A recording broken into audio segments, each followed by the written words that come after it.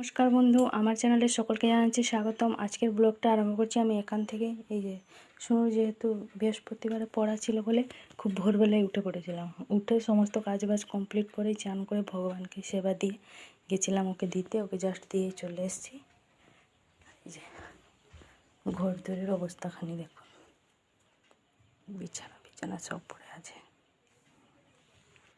আসার সময় নিয়ে এসেছি ফুলকপি, আর আপনাদের এই যে দাদা খেতে ভালোবাসে ওই জন্য ডাঁটা নিয়ে এসেছি। ফুলকপিটা অনেক বড় হয়েছে, বলো মা?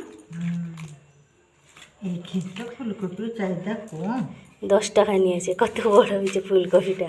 এটা যদি বেশ সিজনে হতো কত নিত মা? 100 টাকা মতো নিয়ে নিত, হয় না বেশি? 100 টাকা একবার এনেছিলাম না, 60 টাকা দিয়ে। হ্যাঁ, এটা বেশ সিজনে হলে 200 টাকা বলতো এখন। ফুটে গেছে ফুলকপিটা, ঝরে পড়বে। যে 8:05 মতন বাজে, সব ঘরে জানালাগুলো খুলে দেওয়ার পরে অন্ধকার অন্ধকার লাগছে, কারণ বাইরেটা যেহেতু তো কুয়াশায় ভর্তি, ওই জন্য এভাবে মনে হচ্ছে। বাইরেটা দেখুন, মেঘলা মেঘলা করেছে, তার সাথে এই যে কুয়াশা।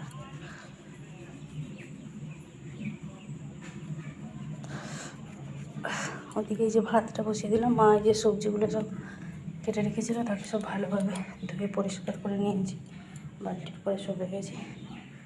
চালটাও মেপে রেখে নিয়েছি। রান্নাঘরটাও একটুখানি গুছিয়ে নিলাম, তার সাথে সাথে এই যে ভাতটা বসিয়ে দিয়েছি। ছাদে এইমাত্র কাপড় শুকনো দিয়ে এলাম। 1 বালতি কাপড় কেচেছিলাম সকালে, জানি না শুকনো হবে কি না, তবুও একটুখানি তো হাওয়া লাগবে।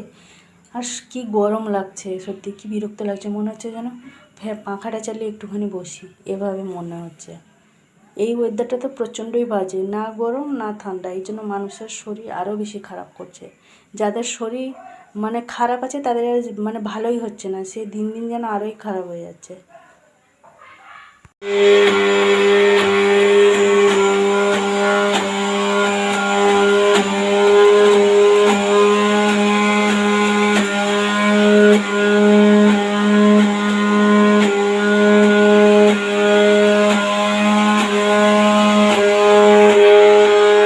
সোনুকে নিয়ে চলে এসেছি টিউশন থেকে, ওকে এই যে ভাতটা এখন খাইয়ে দেবো। এদিকে নিয়ে নিয়েছি সজনে ডাঁটা আলু বড়ি দিয়ে তরকারি, ফুলকপি আলু ভাজা, ডালটাই হচ্ছে মানে বসিয়েছি, সেদ্ধ হচ্ছে। আর মুগের ডালটা তো একটু দেরি হয়, আবার এটা দেশি মুগ মানে চাষের মুগ, তো আরও একটু দেরি হবে। এই যে শুনুকে আবার বাটিতে এই যে ডাল দিয়ে গেলাম, ও এখন বসে বসে খাচ্ছে। ওর জন্যই তাড়াহুড়ো করে ডাল রান্না করে আজকে হাতে খাচ্ছে। যে আমাদের দিকে রান্না বান্না সমস্ত কিছু কমপ্লিট, বাসনগুলো মাঝামাঝি করে রেখে নিয়েছি, কোনো কাজ নেই। এই যে আজকে হয়েছে ফুলকপিটা ভাজা হয়েছে এভাবে মশলা দিয়ে, এদিকে আছে ডাঁটা আলু বড়ি দিয়ে তরকারি, তার সাথে আছে মুগের ডাল। এইগুলো হচ্ছে দুপুরে লাঞ্চের মেনু। রান্নাবান্না সমস্ত কিছু কমপ্লিট। শুনুন, চানটা হয়ে গেলে কাজ শেষ। এই যে বেজে গেছে 12:10, আপনাদের দাদা চলে এসছে। এই যে আমাদের জন্য নিয়ে এসছে মেশিন, মা এখানে শুভ উদ্বোধন করছে।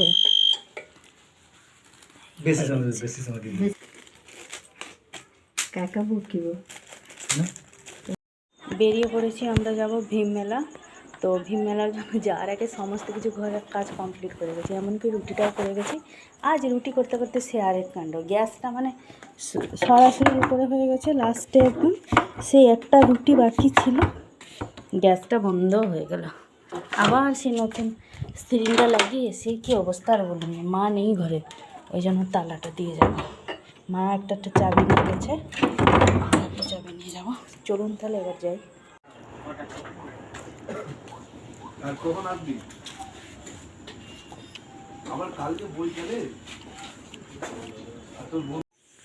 বেজে গেছে 7:30, 7টার সময় চলে এসেছি মেলা থেকে। অনেক কিছুই কেনাকাটা হয়ে গেছে। এই যে একটা পুতুল, এটা শুনুন না, পুতুলটা আমি নিয়ে এসেছি, ভালো লাগলো। ওগুলো হচ্ছে রুমাল। সোনু একটা জলের বোতল নিয়েছে। কোথায় রাখলি মা জলের বোতল? আর এই যে মেলা থেকে এগুলো পার্সেল এসছে। এগুলো যে একটাতে আছে ঝুরি ভাজা কৌটোতে, আর বাদাম ভাজা, আর সেই ছোট্ট ছোট্ট মিষ্টি মতন, মানে কি বলে সেটা আমি জানি না, ঠিক রসগোল্লা টাইপের মতো দেখতে। ওইগুলোই নিয়ে এসেছি মিষ্টি হিসেবে। আর এই যে সোনুর ওয়াটার বোতল, এটা নিয়েছে। আরেকটা আমাদের একটা গ্রেটার নিলাম, প্লাস্টিকটা ভেঙে গেছিলো, সেই জন্য স্টিলের একটা অনেক দিন হলো খুঁজছিলাম, আজকে খুঁজে খুঁজে পেয়েছি, একদম মজবুত, নিয়ে নিয়েছি। তো আজকে ভিডিওটা আর বেশি বড় করছি না, আজকে ভিডিওটা এন্ডিং হচ্ছে এই যে মেলার জিনিসগুলো সব দেখিয়ে। এর ভিতরে স্টিকার ছিল। হুম। আবার দেখা হচ্ছে আগামীকাল। ভিডিওটি ভালো লাগলে অবশ্যই লাইক করবেন। নমস্কার।